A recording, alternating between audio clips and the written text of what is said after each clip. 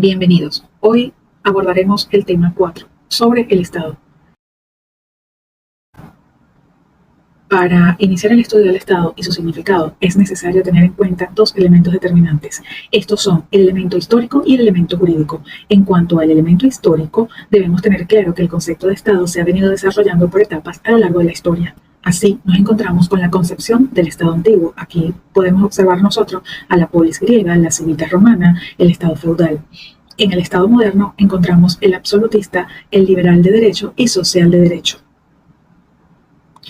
El elemento jurídico se refiere a la etapa en la cual el poder que se ejerce sobre una comunidad se encuentra jurídicamente organizado y regulada en la Constitución y que se corresponde con una sociedad estatal. Por ello podemos definirlo como una comunidad compuesta por un territorio y una población o pueblo sometidos a un poder soberano políticamente organizado. También lo podemos definir como una comunidad de hombres situadas en un territorio propio y con una organización. Por su propia definición, el Estado es, en consecuencia, una colectividad organizada, establecida sobre un territorio determinado y dotado de autoridad suficiente para el cumplimiento de sus fines. Esto lo establece el autor Arismendi. De las anteriores definiciones podemos observar que el Estado es una sociedad territorial, es decir, es necesario que el pueblo tenga un asiento estable y permanente.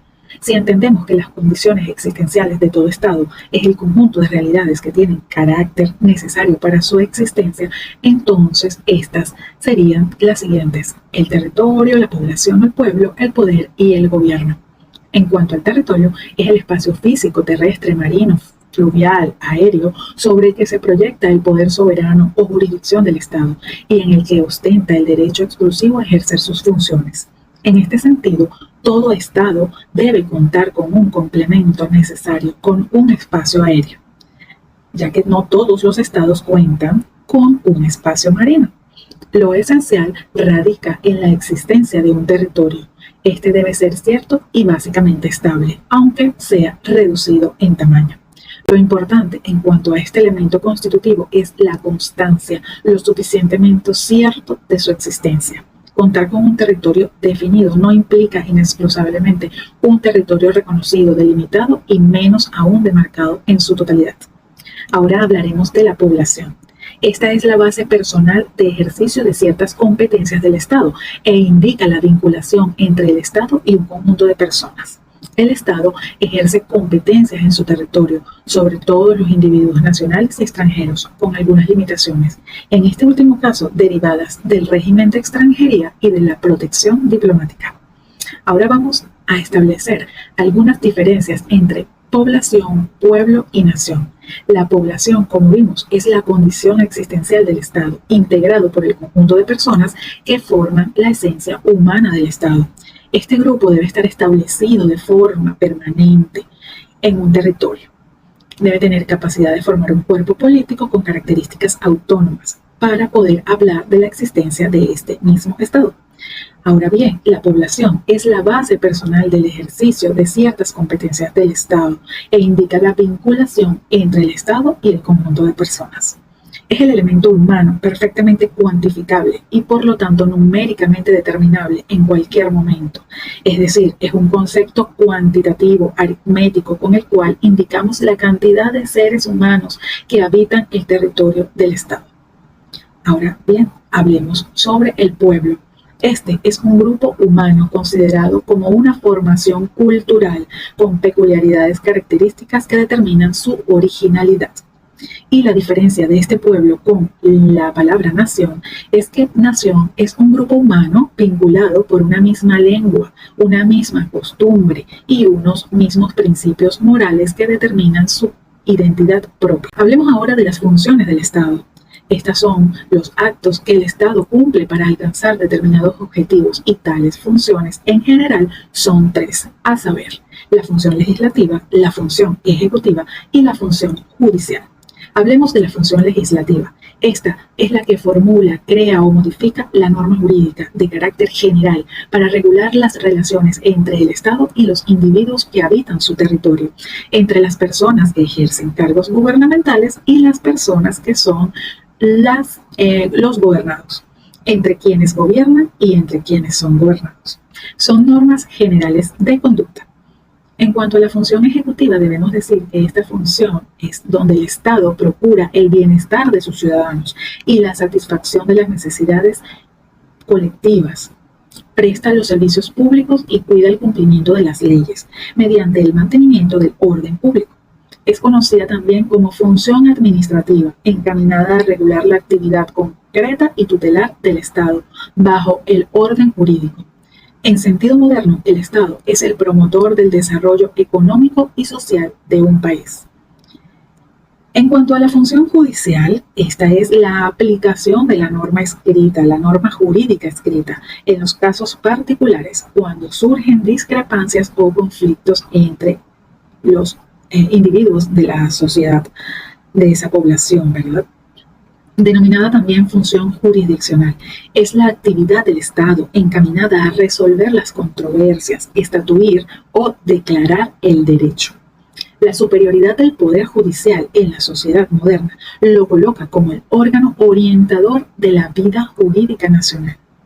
Para que el Estado sea íntegramente válido, debe tener la personalidad jurídica. En tal sentido, debemos decir que el Estado se autolimita sometiéndose al orden jurídico que lo estructura y da forma a su actividad.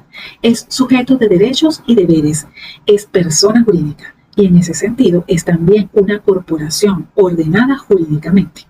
El sustrato de esa corporación lo forman hombres que constituyen una unidad de asociación, unidad que persigue los mismos fines y que perdura por efecto del poder que se forma dentro de la misma.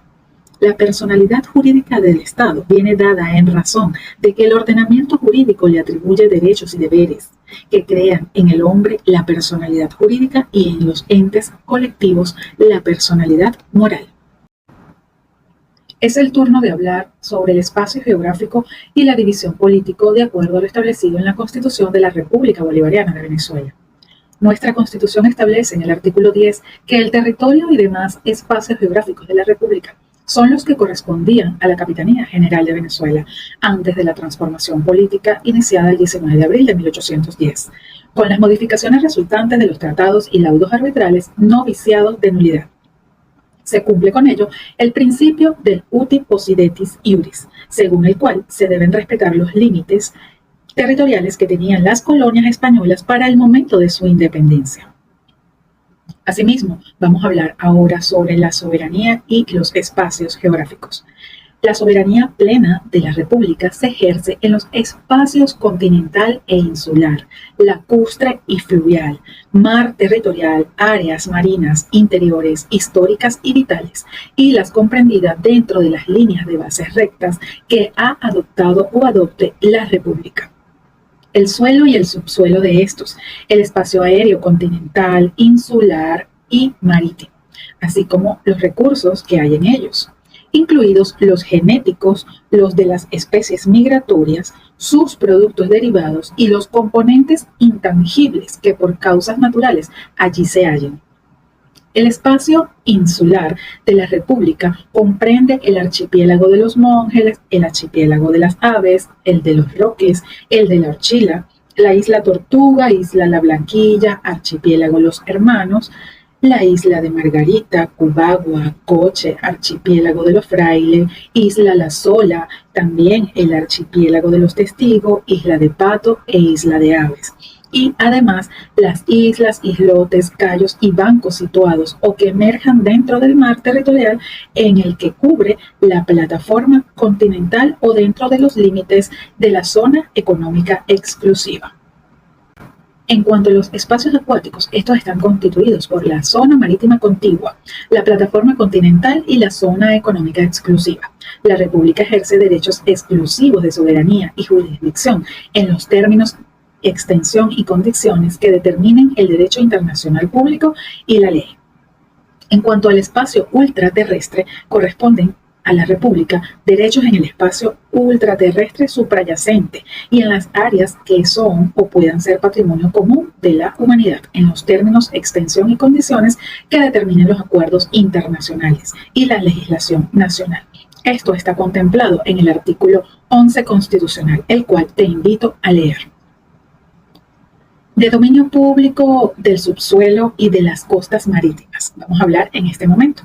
Los yacimientos mineros y de hidrocarburos, cualquiera que sea su naturaleza, existentes en el territorio nacional, bajo el lecho del mar territorial, en la zona económica exclusiva y en la plataforma continental, pertenecen a la República Bolivariana de Venezuela. Son bienes del dominio público y, por tanto, inalienables e imprescriptibles.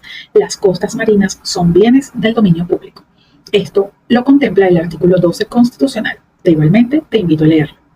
Ahora bien, vamos a profundizar un poco más sobre el territorio y este principio de inalienabilidad.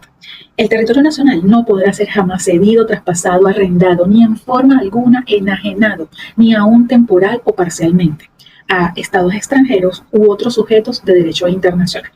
El territorio nacional, como zona de paz, el espacio geográfico venezolano, déjame decirte que está contemplado en la Constitución, que es una zona de paz. No se podrán establecer en él bases militares extranjeras o instalaciones que tengan de alguna manera propósitos militares por parte de ninguna potencia o coalición de potencias. En cuanto a las sedes diplomáticas, los estados extranjeros u otros sujetos de derecho internacional solo podrán adquirir inmuebles para sedes de sus representaciones diplomáticas o consulares dentro del área que se determine y mediante garantías de reciprocidad con las limitaciones que establezca la ley venezolana. En dicho caso, quedará siempre a salvo la soberanía nacional. Hablamos ahora de las tierras baldías y la inalienabilidad de ellas. En cuanto a estas tierras baldías existentes en las dependencias federales y en las islas fluviales o lacustres, no podrán enajenarse y su aprovechamiento solo podrá concederse en forma que no implique directa ni indirectamente la transferencia de la propiedad de la tierra. Esto lo contempla el artículo 13 constitucional. Léelo. Detén el video y puedes leerlo para complementar la información.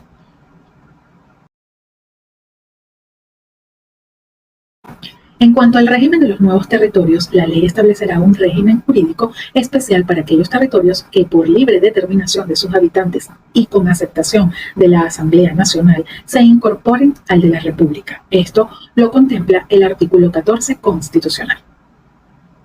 En cuanto a los espacios fronterizos, el Estado tiene la obligación de establecer una política integral en los espacios fronterizos terrestres, insulares y marítimos, preservando la integridad territorial, la soberanía, la identidad nacional, la diversidad y el ambiente, de acuerdo con el desarrollo cultural, económico, social y la integración de los pueblos, atendiendo a la naturaleza propia de cada región fronteriza, a través de asignaciones económicas especiales. Esto lo garantiza, ¿verdad?, una ley orgánica de fronteras que determinará las obligaciones y objetivos de esta responsabilidad. Esto lo contempla y es una de las disposiciones programáticas que establece nuestra Constitución en el artículo 15. Y vamos a hablar de lo que es la división del territorio, la división política. Con el fin de organizar políticamente la República, el territorio nacional se divide en el de los estados, el distrito capital y el de las dependencias federales. También el de los territorios federales. El territorio se organiza en municipios. La división político-territorial será regulada por la ley orgánica que garantice la autonomía municipal y la descentralización político-administrativa. Dicha ley podrá disponer la creación de territorios federales en determinadas áreas de los estados, cuya vigencia queda supeditada a la realización de un referendo aprobatorio en la entidad respectiva. Por ley especial podrá darse a un territorio federal la categoría de estado, asignándose la totalidad o una parte de la superficie del territorio. Esto lo puedes ubicar leyendo el artículo 16 constitucional. En cuanto a las dependencias federales, estas son las islas marítimas no integradas en el territorio de un estado, así como las islas que se formen o aparezcan en el mar territorial o en el que cubra la plataforma continental. Su régimen y administración estarán señalados en la ley.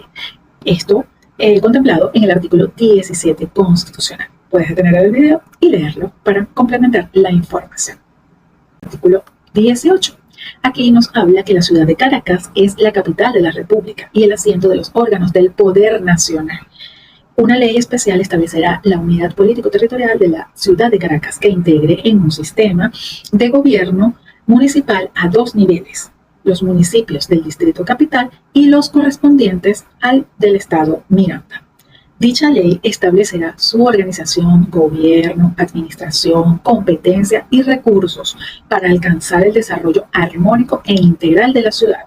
En todo caso, la ley garantizará el carácter democrático y participativo de su gobierno. Esta es otra de las disposiciones programáticas que contempla nuestra Constitución. Continuando con el estudio de este tema, vamos a hablar ahora de las modalidades de Estado. En primer lugar, tenemos el Estado unitario. Este es aquel en el que el poder político reside en el gobierno central. El resto del territorio se somete a la legislación y dirección política de este gobierno. El Estado unitario es uno de los modelos del grado de centralización del poder.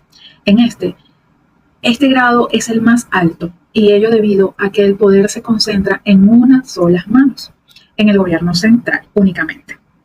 En el resto del territorio se aplican las medidas tomadas desde este ente gubernamental.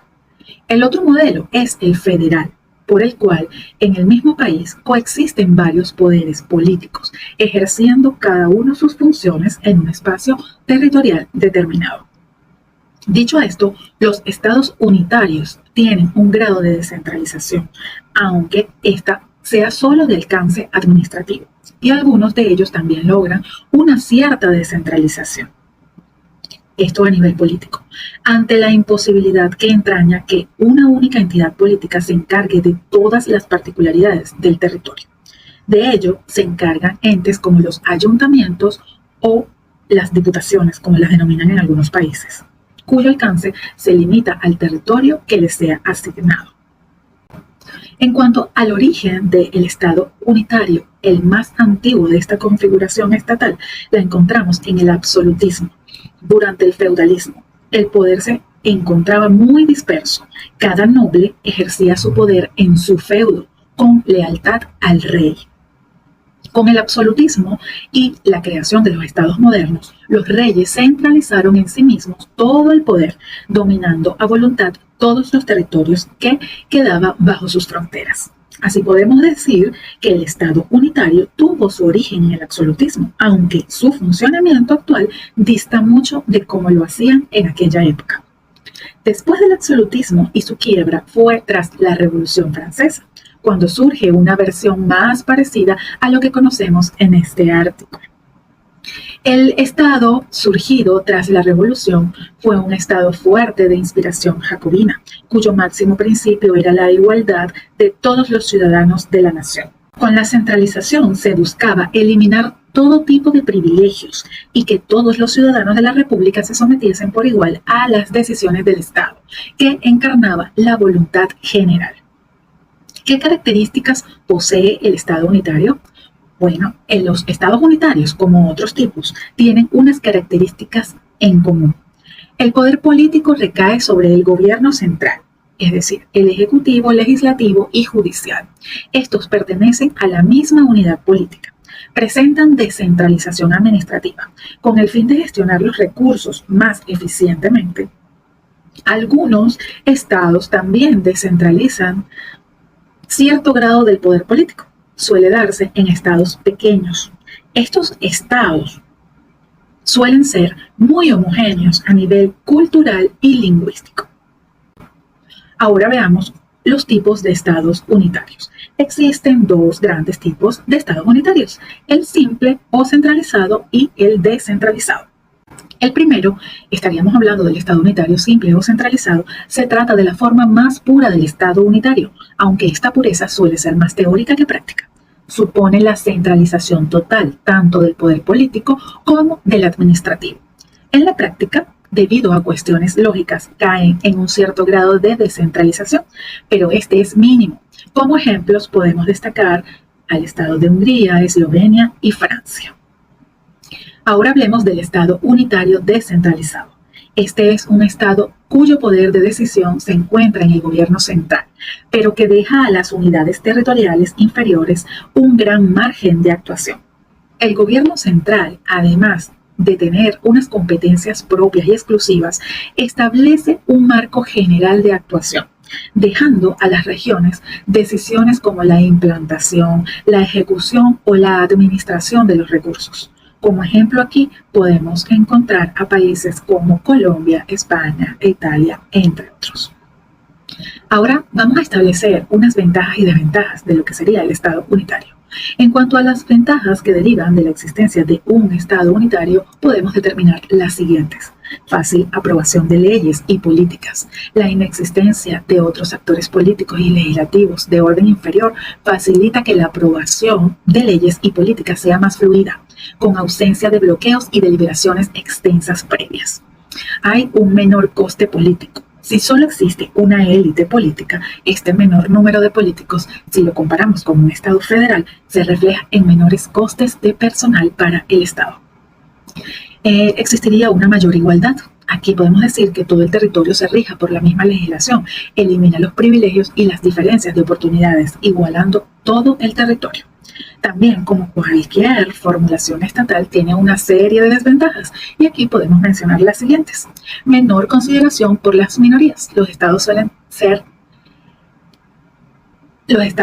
tener minorías, ya sean étnicas, socioeconómicas o con sentimientos culturales diferentes. El Estado unitario puede no tenerlo en consideración y estas pueden verse perjudicadas. Podría ser otra desventaja una peor implantación de las políticas. Las políticas regionales y locales pueden ser implantadas de forma ineficiente o no dar respuesta a los problemas que poseen los ciudadanos, debido a que las decisiones se toman muy lejos del núcleo del conflicto. También podría decirse que hay menor equilibrio de poderes.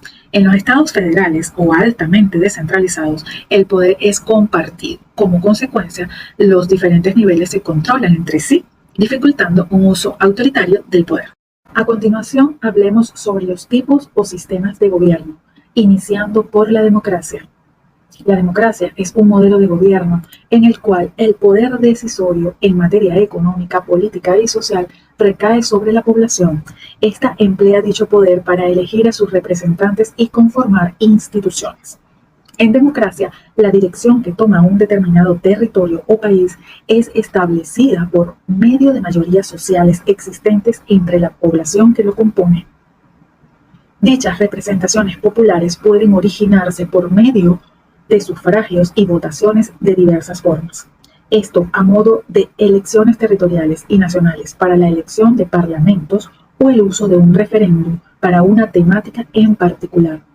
Habitualmente se distingue entre democracia directa, esta que se realiza por medio de consultas o referéndum, se lleva a cabo una elección, o la democracia indirecta y representativa. Se emplea una votación o consulta pública para elegir representantes públicos que en adelante se encargarán de la tarea de administración del Estado y gobierno. Por medio de modelos de estados democráticos es posible asegurar la convivencia entre distintos grupos sociales en un mismo país, recogiendo sus diferencias de modo social y político y viendo defendidos sus intereses en forma de una legislación, como lo es una constitución. ¿Qué características debe poseer el sistema democrático? Estas características y principios son los siguientes. En primer lugar, existe una constitución donde se establecen los derechos y deberes de los ciudadanos, así como la forma de funcionamiento de los poderes del Estado. En segundo lugar, debe existir una división de poderes, a diferencia del absolutismo que vimos anteriormente, que concentra todos los poderes en el monarca. Todos los ciudadanos tienen derecho a ser votados y a votar directamente por sus gobernantes o por los representantes que elegirán a los mismos. La elección, particularmente del presidente de gobierno, puede ser de forma directa o indirecta a través de representantes. Otra característica sería que el sufragio es universal, ya que no se limita solo a hombres o a una cierta minoría con privilegio. Basta con la mayoría de edad. Otra característica, presencia de distintos partidos políticos que compiten por representación en el Parlamento, para nosotros Asamblea Nacional, y que también competirán por quién dirigirá el Poder Ejecutivo. Es decir, hay pluralismo político. Otra característica, alternancia en el gobierno, de manera que un solo presidente o partido político no permanezca en el poder de forma indefinida.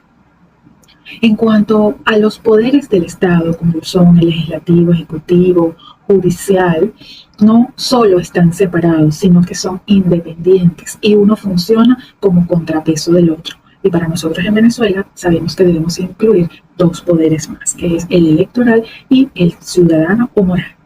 En cuanto a otra característica, existe la libertad de expresión de la ciudadanía y libertad de prensa. hay protección de los derechos humanos. En cuanto a la democracia semidirecta, combina los dos sistemas anteriores, pues aunque el pueblo elige a sus representantes, tiene el derecho a decidir sobre ciertos asuntos. Esto mediante mecanismos como un referendo o un plebiscito. Otro tipo de democracia que podríamos encontrar con algunos autores sería la democracia parlamentaria. Aquí los ciudadanos eligen a sus representantes en el poder legislativo y son estos los que nombran al jefe de gobierno. Es decir, a diferencia de la democracia indirecta, el pueblo cede su derecho a elegir quién dirigirá el poder ejecutivo. Otro de los tipos de democracia que podemos encontrar en doctrina estaríamos hablando de la democracia parcial. Aunque puede existir aquí libertad de expresión y elecciones, los ciudadanos tienen acceso limitado a información sobre las acciones de sus gobernantes. Otro tipo de democracia, estaríamos en presencia de la democracia liberal. Suele entrar en esta categoría toda democracia donde existe una constitución y se respeten los derechos y libertades de los ciudadanos. Además, aquí en este sistema se garantiza la alternancia de poder. Pues bien, llegado a este punto, hablemos ahora de las ventajas y desventajas de la democracia. Entre las ventajas podemos destacar las siguientes. Permite escuchar la voz de todos los ciudadanos. Estos participan de la toma de decisiones, ya sea de forma directa, por ejemplo, a través de un referéndum, o de forma indirecta, votando por sus representantes en el poder legislativo, por ejemplo. Otra característica, otra ventaja, mejor dicho, las minorías pueden alcanzar representación y protección. Se permite debatir públicamente los temas de interés del país. Existen contrapesos entre los distintos poderes del Estado, evitando que se concentren las atribuciones en una sola persona o partido político. Permite que los ciudadanos expresen un desacuerdo con la opinión de sus gobernantes. Asimismo, ¿verdad?, la democracia puede mostrar algunas desventajas, entre las cuales vamos a referirnos a las siguientes. Poca celeridad en la toma de algunas decisiones si la ciudadanía o sus representantes no logran ponerse de acuerdo. En ciertas circunstancias, la mayoría puede imponer sus opiniones, dejando de lado a las minorías. No siempre se elige a los ciudadanos más aptos, mis estimados estudiantes, como gobernantes. En cuanto a las contiendas políticas, pueden generar polarización, es decir, las personas tenderán a apoyar bandos contrarios. Esto a pesar que puede suponerse que la mayoría de las personas no tienen posiciones extremas. Los grupos de poder o ciertas personas en particular pueden utilizarla para su propio beneficio, es decir, puede generarse corrupción. Hablemos ahora de la autocracia. Este es un sistema de gobierno el cual centra el poder y la toma de decisiones en una sola figura. Aquí el mandatario no tiene el deber de responder de sus acciones ante ningún tipo de control o mecanismo político y social procedente de la antigua Grecia, este sistema de gobierno. El Estado es centralista, el mandatario dirige y controla. El sector privado no tiene posibilidad de usar de libertades individuales y colectivas, no tiene poder de mercado y debe someterse a las ordenanzas y legislaciones estatales. La economía suele presentar un carácter monopolístico u oligopolístico. Otra forma de gobierno, el totalitarismo. Este es un tipo de régimen político autocrático, caracterizado por reprimir con gran fuerza las libertades civiles y los derechos políticos. Además, en estos sistemas el partido busca dominar todos los aspectos de la sociedad. El régimen totalitario es considerado como el más atroz, sanguinario y represivo de todos los regímenes modernos.